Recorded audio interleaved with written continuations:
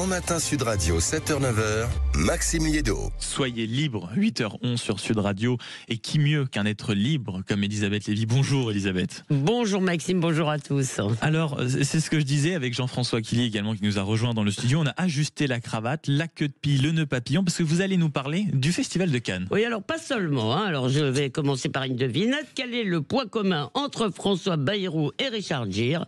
Eh bien, vous aurez la réponse dans cet édito. Alors, le festival est donc de retour avec les marches, le glamour, etc. Enfin, glamour très sérieux, car il paraît qu'il ne doit plus y avoir de robes dénudées sur les marches. Les stars sont priées d'être décentes. Ce seraient les instructions données par le festival. Exactement, on en parlait tout à l'heure. Voilà. Et rendez-moi les années 70, s'il vous plaît, parce que vraiment, ça m'attriste. On n'a déjà plus leurs frasques sexuelles, maintenant on n'en aura même plus leur robe. Bon, enfin bref, comme chaque année, c'est aussi, bien sûr, c'est la tradition, la révolution en tenue de gala, grande cause et haute couture. L'an dernier, c'était MeToo qui tenait la corde. On annonçait que des têtes glorieuses allaient tomber. Vous savez, il y avait une soi-disant liste qui circulait. Les journalistes salivaient.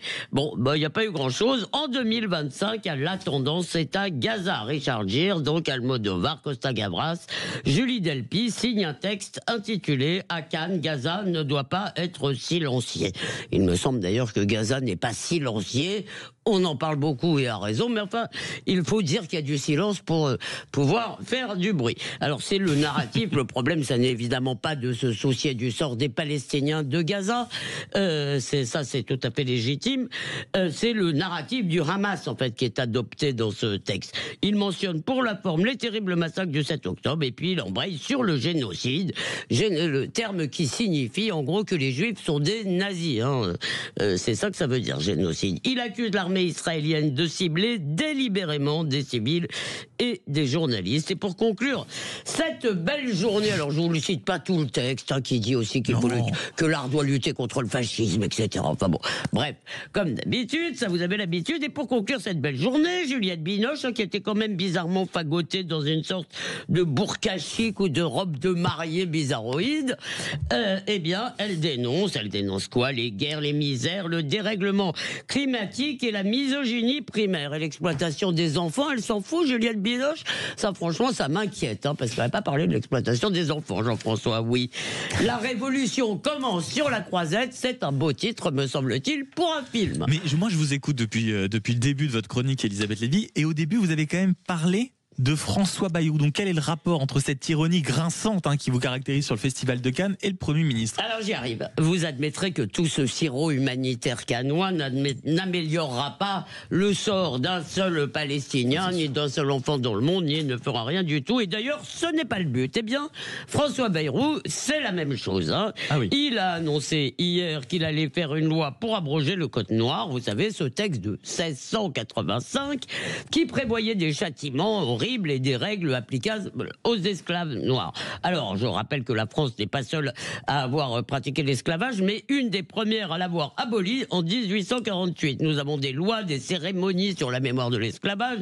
Son abomination est enseignée à l'école, donc le Code noir n'a évidemment, c'est que j'ai à vous le dire est quand même un peu curieux, mais évidemment, le Code noir est un objet historique et c'est tout, il n'a aucune réalité en France. Alors la France est surendettée, elle est rongée par l'insécurité, fracturée de toutes parts, et Bayrou, que nous dit-il?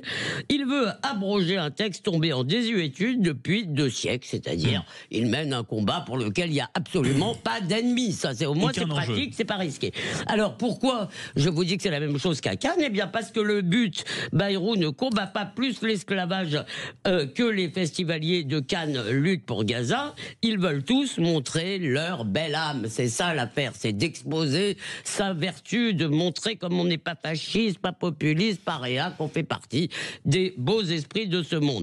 On donne des gages, évidemment, à tout le camp progressiste. Les Américains appellent cela virtue signaling, étalage de vertu, justement.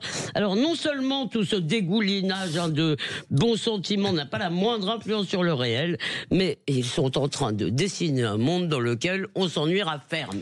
Et je quand même tiens à préciser que je suis aussi contre la guerre et contre la faim dans le monde. Je préfère quand même que ce soit dit. rassuré, Elisabeth Lévy, je suis rassuré. Donc Jean-François il est là Killy. le lien entre François Bayrou et c'est le Richard fait qu'on Gere. fasse. Oui. Parce que vous Non, avez sur les- souligné, sur- oui, c'est vous l'aspect avez souligné, cosmétique des Maxime choses. Lédo, la ressemblance ce matin entre Robert De Niro et Éric Revel. Mais oui, hein, que tout le monde remarque. Non, sur cette histoire de code noir, vous savez, c'était les esclaves, hein, c'est ce que dit le texte de ce XVIIe siècle, considérés comme des êtres meubles. Il est vrai que heureusement, il n'y a plus d'esclaves aujourd'hui en France et qu'il n'y a pas d'êtres meubles non plus, que c'est un combat très retour vers le futur pour se donner bonne conscience. Et nous avons suivi les 3 heures de débat hier soir sur TF1 avec le président de la République, et il est vrai qu'il y a quand même d'autres urgences.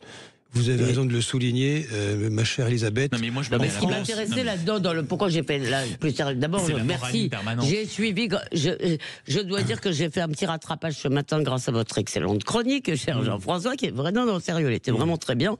Parce que moi, j'ai pas tout vu hier soir. Mais ce qui m'intéresse, si vous voulez, c'est que, comme vous dites, la bonne conscience, il y a aussi un terme anglais, mais qui est très compliqué à prononcer. Donc, l'espèce d'étalage comme ça, de dire ce qui est important, ça n'est pas l'impact qu'on a sur le réel, parce que vous comprenez bien que ni Bayrou, ça fait longtemps que ni ça ces n'existe signataires de Gaza, si vous voulez, ces révolutionnaires en robe du soir, n'ont le moindre impact sur le réel. Ce qu'ils veulent, c'est montrer qu'ils sont dans le bon camp, montrer qu'ils ne mangent pas de ce pain-là, montrer qu'ils se soucient des enfants de Gaza. En plus, si vous voulez, ce qui est marrant avec cette histoire de Gaza silencieux, c'est que et c'est comme quand on vous dit est-ce qu'on a le droit de critiquer Israël, c'est quand même ça me paraît il me semble pas qu'on fasse silence, et je crois qu'on a raison de ne pas faire silence. Moi j'étais pas d'accord avec les textes de Delphine Orvillère et je même pas du tout d'accord, mais voilà, ces textes existent, enfin il y a quand même, donc tout ça c'est pour affirmer qu'on est bon, voilà. Et quand Bayrou dit qu'il veut abroger le code noir, qui me semble-t-il, il y a peut-être d'autres lois qui nous pourrissent la vie, ou des lois de suradministration qu'il faudrait modifier, pas celle-là, quoi. Enfin, c'est l'aspect cosmétique des choses, en réalité, Jean-François Killy. On fait des effets d'annonce, et je crois qu'aucun Français qui nous écoute s'intéresse à ça. Non, il est important quand même de poser des symboles sur la table, mais valider le code noir, c'est souligner ou créer un problème qui n'existait pas. Mais est-ce que c'est le rôle même du Premier ministre ? Pas, non. Bah non, c'est répondre à une question. C'est typiquement. J'ai rappelé, c'est pour ça que j'ai rappelé que sur la mémoire de l'esclavage, il y a la journée, etc. Je m'arrête car Maxime regarde. Non, en quelques mots, Elisabeth. Bah non, mais très vite, j'ai rappelé que sur l'esclavage, c'est pas comme si on faisait rien. Donc, on a même une loi complètement délirante parce qu'elle interdit de parler de l'esclavage interafricain. Donc, ça, il faut pas en parler. Et donc, abroger une loi qui n'est pas, enfin. Peut-être pourrions-nous faire un référendum sur la question. Mais oui, tiens, mais on va y très penser. bonne idée, on aurait dû leur poser souffler. peut-être la question à la porte-parole du gouvernement qui sera à 8h35 dans ce studio. On se rejoint dans quelques instants sur Sud Radio, 8h20. On en parle très franchement. Hier, il y a eu un échange excessivement vif, intéressant, dynamique entre le maire de Béziers, Robert Ménard, et Emmanuel Macron sur un sujet dont on ne peut pas dire que le président soit absolument adepte, c'est l'insécurité, le trafic de drogue, les rodéos urbains. Ce sera le sujet de notre débat, de notre discussion. Dans quelques instants, vous êtes sur Sud Radio, restez-y.